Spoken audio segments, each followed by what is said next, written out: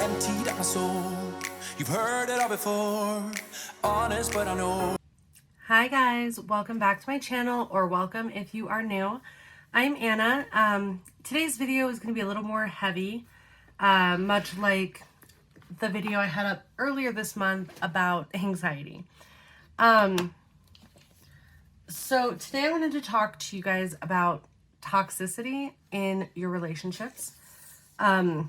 Personally, I've dealt with many different kinds of toxic relationships. Boyfriends, family, friends. None of it's ever good.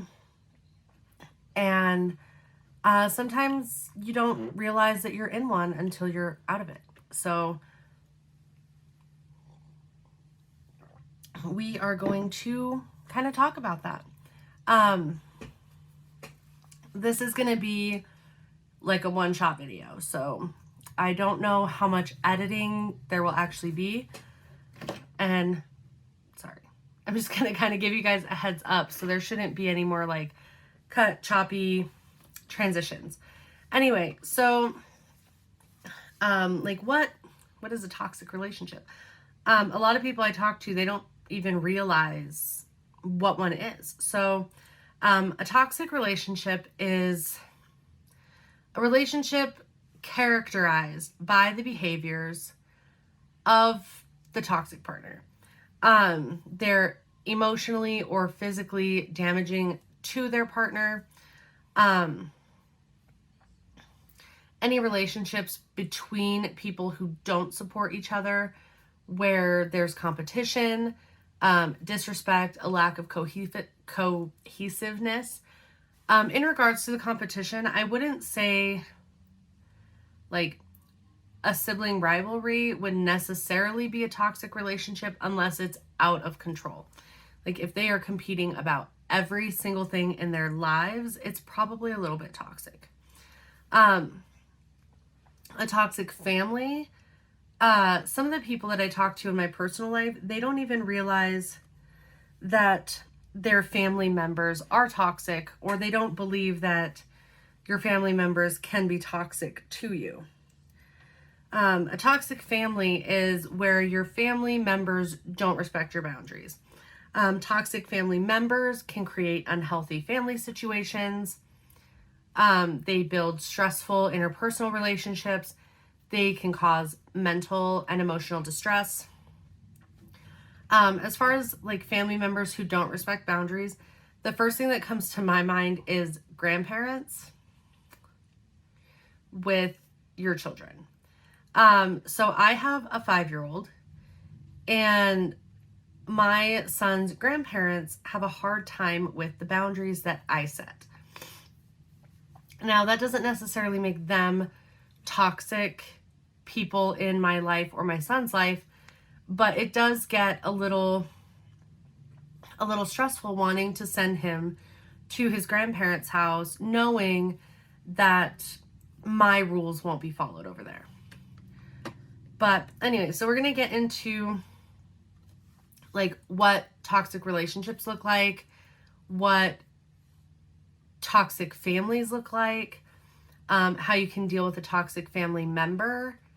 And I say family member because we'll get more into it with like toxic relationships, but if they're not your family, the best thing you could do is just get them out of your life. And I know sometimes with family that is the best thing you can do, but with family it's also a little more difficult to do.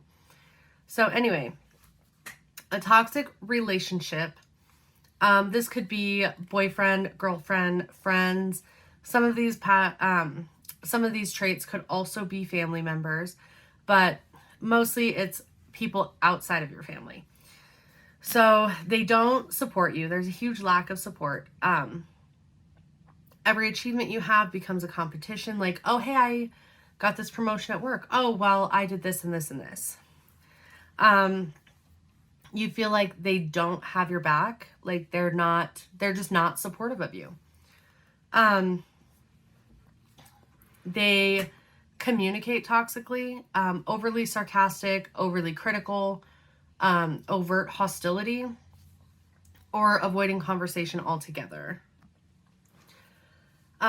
where you're trying to have a conversation with them, whether it's serious or not serious, and they are just not. They don't want to talk. They don't want to talk to you about what you want to talk about.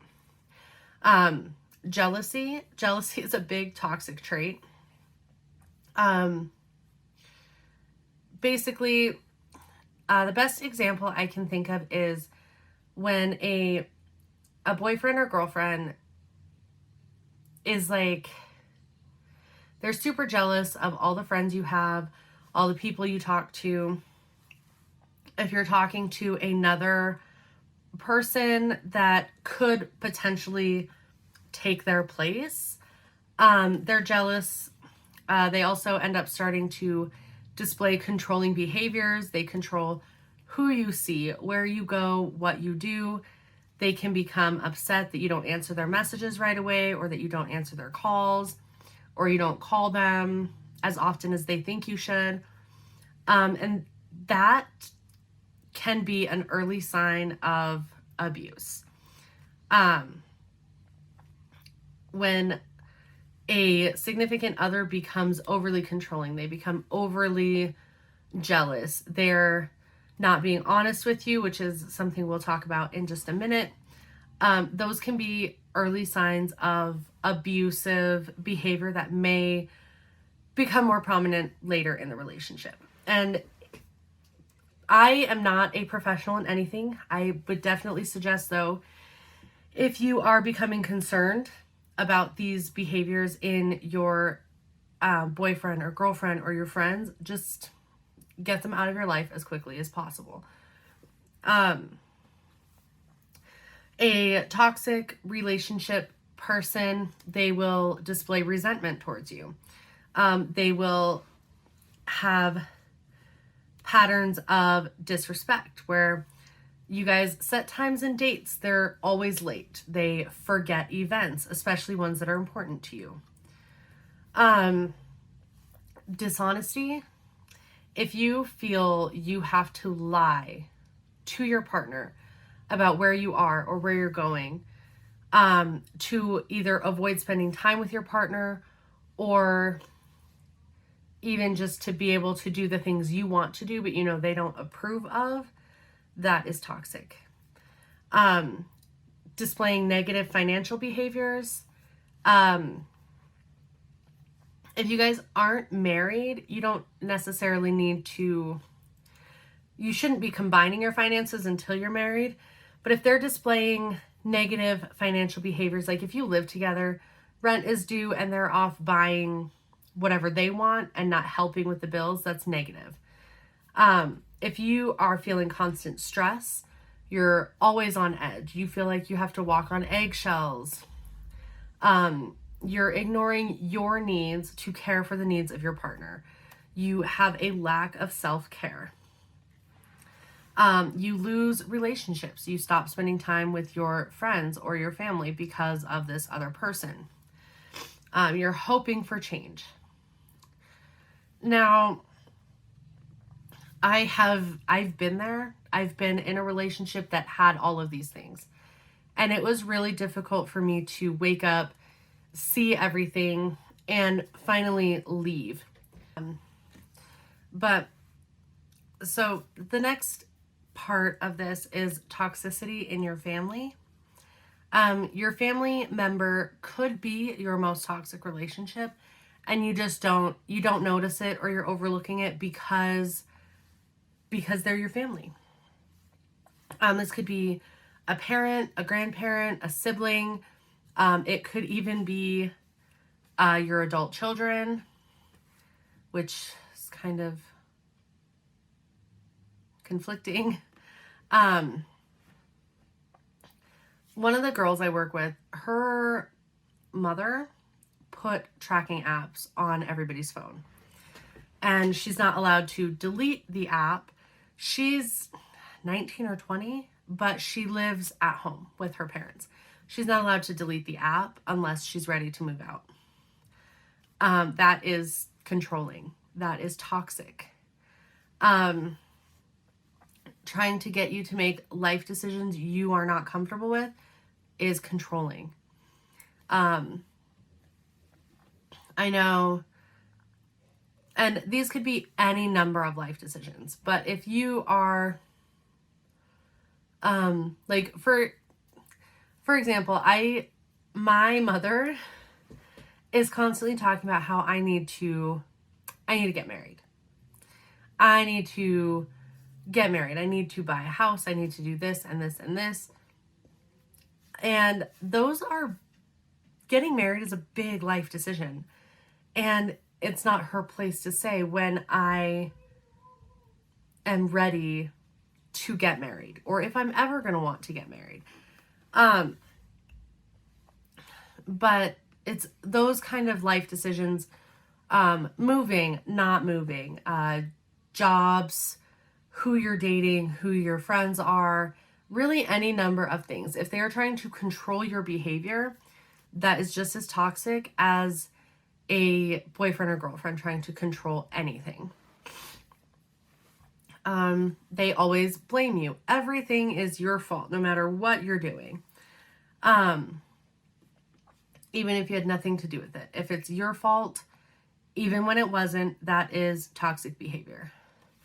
They make threats. I know I'm using it a lot, but in my mind comes to grandparents, because I know a lot of parents who threaten their adult kids with calling CPS or DFS on their children in regards to their grandchildren in a disagreement. Like if you have kids and you're arguing with your parents and their first thing is, well, if you do this, I'm just going to call CPS on you and have them take your kids away. That is toxic behavior.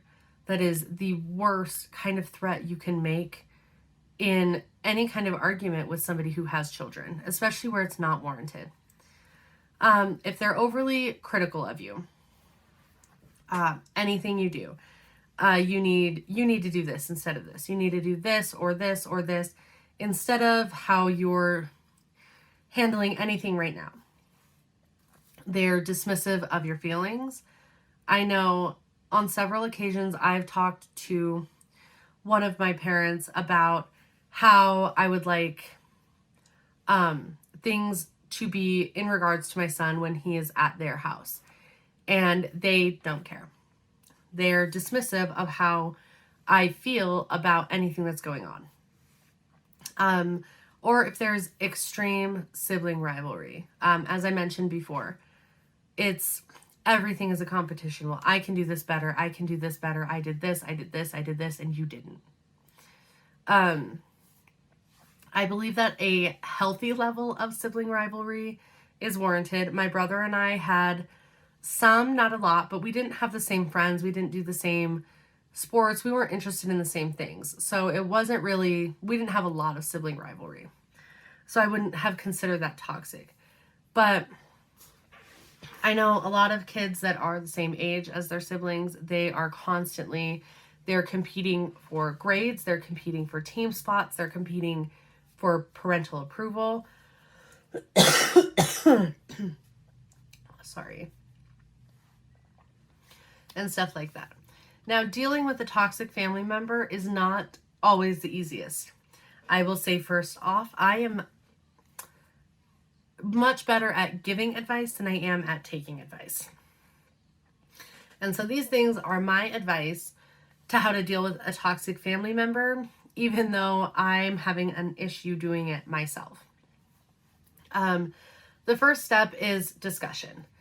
Have an opportunity to express your feelings and allow them to express theirs with no interruptions and no criticisms. And this is where it gets difficult because the toxic family member is going to be defensive. They're going to be on edge already. They're going to, every time you step in with, well, I don't like when you do this, they're going to have a defense for it. Immediately, they're going to interrupt you and then they're going to criticize the fact that you're feeling this way. The second step is to set boundaries. And I'm going to use grandparents as an example. It's, I feel that when you do this, here's how it affects my kids, or however. So here's the boundaries I am going to set for you. And sometimes that means if you won't do this behavior, if you won't change this, if you won't follow the boundaries, I will limit your access to these children. And sometimes that is necessary. You could try to determine the source of the toxic behavior. A lot of people learn their toxic behavior from somebody else, from their parents, from their experiences. Sometimes it's difficult. I read an article just the other day. I can't remember where it's from. But it was about grandparents and parents' disagreements on children. Because the grandparents believe, oh, I've already raised kids, I must have done something right, and I have more experience in this than you. Whereas the parents of the young children are often trying to correct parenting decisions that their parents made that they didn't necessarily like or agree with, and they're trying not to do the same thing. And so setting boundaries with somebody like that is difficult. Don't be afraid to be independent. For me personally, it's difficult for me to say these things to like my parents, for example, because they're a big part of my son's life. And so I have to determine if it's worth it enough to me to limit their contact or sever ties completely, which I'd rather not do. But like, if it were my mom personally, like just as an example, if it were my mother, I live in her house. Me and my son live in her house.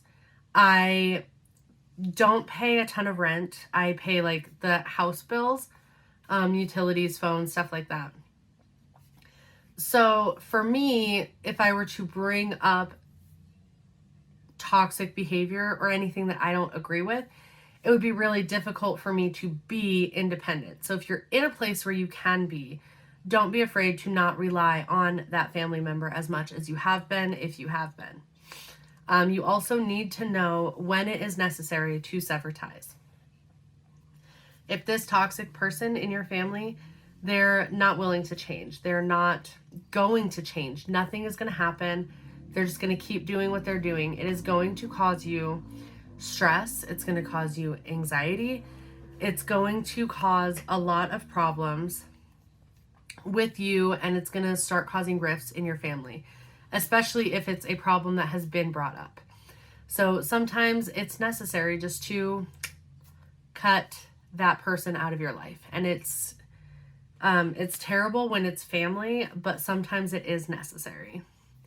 There's also, there's help you can seek. There's support groups online, support groups in some areas. I live in a pretty small town area, so we don't have things like that.